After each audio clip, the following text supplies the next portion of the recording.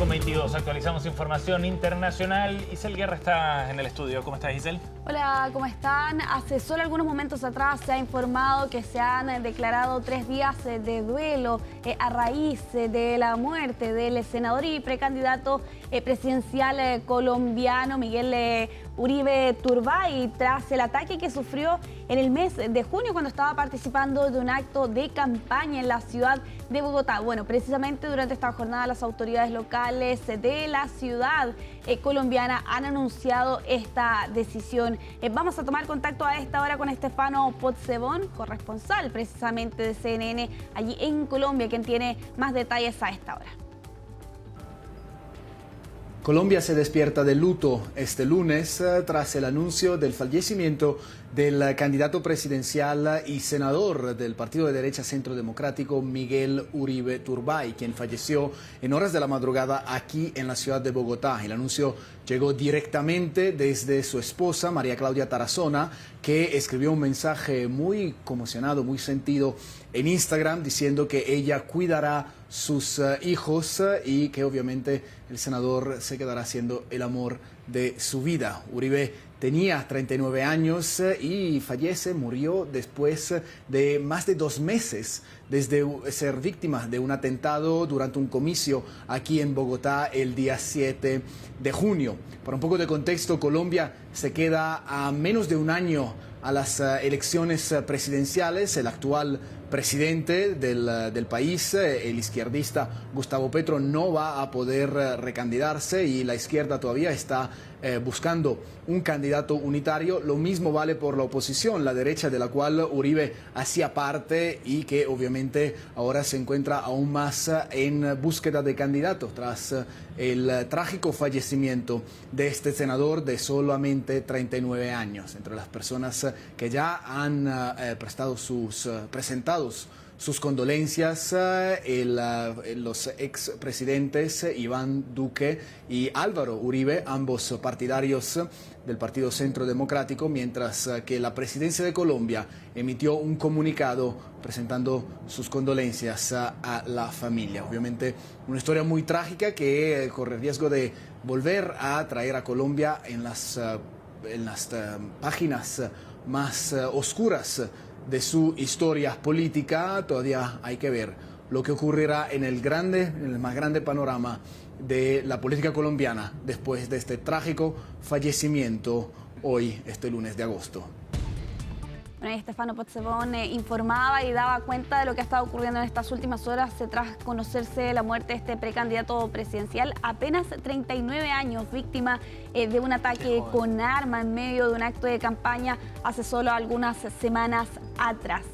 Vamos a estar actualizando esa información durante esta jornada, pero vamos a avanzar, nos vamos a ir hasta Estados Unidos con la mirada puesta en lo que Donald Trump podría anunciar en los próximos minutos respecto de la ciudad de Washington, D.C.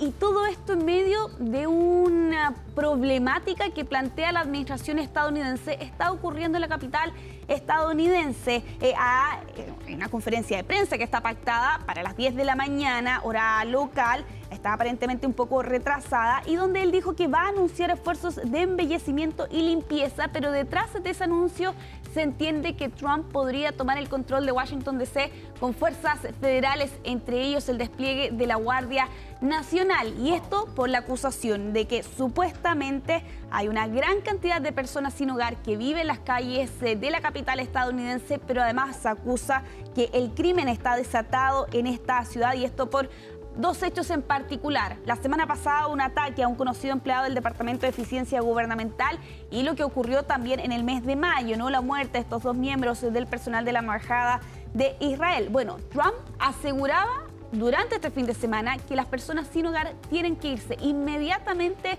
de la capital estadounidense, salir de los alrededores, particularmente del Capitolio. De hecho, señalaba, les daremos alojamiento, pero lejos del Capitolio, porque su objetivo, asegura, es que la ciudad sea más segura y más hermosa que nunca. De hecho, ya ha declarado que hoy va a ser el día de liberación de la capital estadounidense, y todo esto, cuando se advierten, podría ser el despliegue precisamente de la Guardia Nacional que vimos desplegada en Los Ángeles a raíz de las protestas en contra de las redadas que ocurrieron hace algunas semanas atrás en esa zona. Oye, pero vaya señal, ¿no? Desplegar fuerzas federales, ya la Guardia Nacional en la capital de Estados Unidos, digamos. Es una señal muy compleja, más allá de los argumentos que entrega Donald Trump, entendiendo también cuál ha sido su posición, la forma en la que él ha entendido el poder, la forma en la que ejerce la presidencia.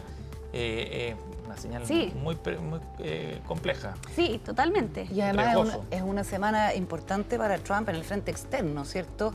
Porque va a reunirse con Vladimir Putin en Alaska. El viernes, ¿no? El viernes, exactamente. Y bueno, y estaba ahí, yo no sé cuán disponible está la Casa Blanca a aceptar que Volodymyr Zelensky se siente también en esa mesa. Es bastante difícil. Y quería preguntarte porque sobre Vladimir Putin no pesa una orden de captura de la Corte Penal Internacional. Sí, exactamente, pero ocurre que ni Estados Unidos ni Rusia son firmantes del Estatuto de Roma y por tanto no tienen la obligación.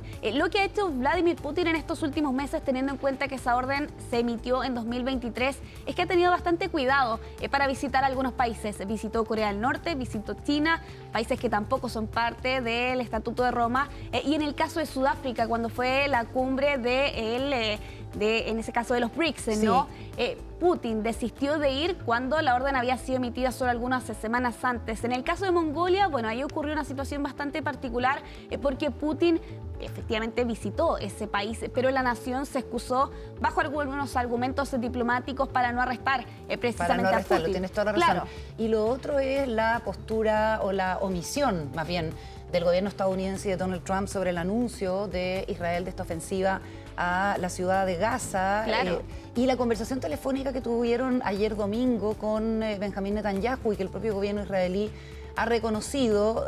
Lo único que ha dicho Trump sobre este asunto es que Israel debe alimentar a los refugiados y a las personas que están pasando hambre, pero en ningún caso se ha pronunciado sobre la ofensiva que se anuncia o sobre el financiamiento militar y la cooperación militar de Estados Unidos a Israel. Claro, exactamente. La semana pasada conocimos esta decisión del Gabinete de Seguridad, pero en rigor no hay una respuesta más amplia respecto de la Casa Blanca sobre cuál es su postura ante este anuncio de la toma del control de la ciudad y de la capital, ¿no? Que es la ciudad de Gaza. Bueno, hay varios frentes abiertos para Donald Trump en el caso de política exterior, particularmente con la cumbre que está prevista para el próximo día viernes. Durante este fin de semana se había deslizado la posibilidad de que Zelensky pudiera estar en Alaska durante esa fecha, pero en ningún caso se trataría de una cumbre trilateral. Lo que señalaban algunos funcionarios consultados por CNN durante este fin de semana planteaban que si es que Zelensky llegara a estar presente en este estado estadounidense, sería para algún encuentro posterior con Donald Trump, pero tampoco hay una confirmación de eso. De hecho, se plantea que en rigor el foco está puesto precisamente en poder conseguir esa cumbre entre Vladimir Putin y Donald Trump, que no ocurre por lo demás una cumbre de estos dos presidentes norteamericano y ruso desde el 2021, cuando se reunió precisamente con Joe Biden en su momento. Así que por eso también lo histórico que vamos a ver, al menos en lo que se plantea en los próximos días. Y por otro lado vemos este anuncio, ¿no? Local, donde, como tú planteabas, Seba, se manejan allí algunas hipótesis de lo que podría finalmente dictar Donald Trump en los próximos minutos y sobre todo con la señal que significa el despliegue de la Fuerza Federal, nada más y nada menos en la capital, que por lo demás tiene una alcaldesa demócrata. Ella ha rechazado totalmente la acusación de que hay un aumento en la violencia. De hecho, las cifras de los delitos del 2025 son inferiores incluso a lo que ocurría el año pasado. Por eso también allí los cuestionamientos que hay respecto de cuáles podrían ser esas medidas anunciadas por Donald Trump durante esta jornada. Vamos a avanzar en esta revisión. Vámonos a Turquía con estas imágenes que veíamos el día de ayer de este sismo magnitud 6.1 y ya con una actualización respecto de víctimas fatales, también de heridos. Al menos una persona muerta es lo que han anunciado aquí las autoridades locales tras este sismo, que tuvo apenas una profundidad de 10 kilómetros, y eso explica en parte también la destrucción que se registró en algunas zonas del oeste de esta nación, particularmente en la región de Mármara, aunque de todas formas se sintió en otras ciudades, como por ejemplo en Estambul, que está a 200 kilómetros aproximadamente del epicentro de este sismo que se registraba unos minutos antes de las 8 de la tarde, Hora local. La muerte ha sido vinculada a un hombre que lamentablemente quedó atrapado por los escombros tras el derrumbe de un inmueble. Hay otras personas, al menos 6 que han resultado heridas. 5 de ellas fueron rescatadas con vida de un edificio que también resultó y que había colapsado producto de este movimiento telúrico. Diversos inmuebles con daños, al menos 10 en la ciudad de Sindirgui, así como también otro número no especificado de casas que resultaron con daños en diversa consideración. Al menos 5 réplicas superior a los 4 grados es lo que ha ocurrido las siguientes 24 horas y claro, con el recuerdo de lo ocurrido el 2023, ese grave terremoto magnitud 7.8 que dejaba 50.000 personas fallecidas en Turquía, otras 6.000 en Siria. El recuerdo, ¿no?, de lo que ocurrió hace ya 2 años atrás y claro, con edificios que no tienen el estándar de construcción para resistir a movimientos telúricos de más alta intensidad. Eso explica, por cierto, las imágenes que se veían el día de ayer. Bien, Isel, gracias por este reporte. Nos reencontramos más adelante. Nos vemos. Muchas gracias. Nos vamos a la pausa 10:33 acá en CNN Chile Radio.